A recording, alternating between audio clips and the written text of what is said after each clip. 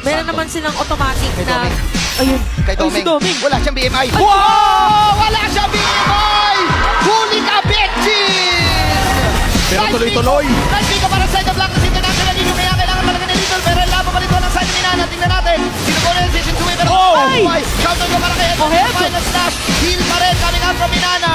Nice. Much as possible. Yeah. And we have the divine grave para kay UE. Oh my God! Makaka-out pa dito. Si Gome, makapag-BMI out. Okay, meron ni Zone of the 3. Yung Lord and Nandun na rin ang bumabanan. Patay. Ngayon, si Shinsui. Oh, no. Sa shadow side na meron si Lanzi. Meron siyang divine judgment si Lanzi. Pwede pa magkabol dito ang side na Minana. Igugo pa rin nila. Diversion. Oh, okay!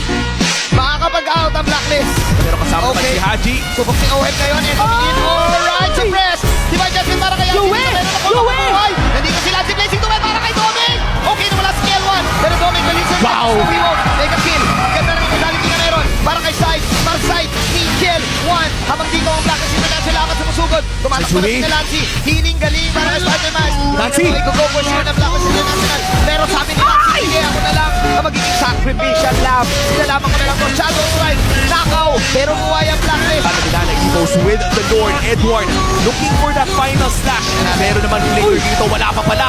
Jason! Authentication dito meron siya dali dito pa rin naman yung Lord ang mga ngayon si Mohebet ay dami sa naman pero ayun yung penalty zone on to 4 tignan natin kulang pa ang dami shot sa Minana wala yung Lord BMI out para kay Domim ngayon mga pag-healing spree si Haji tatapusin na ng Blacklist International tignan natin Moheb meron pa siyang pantapos as a Black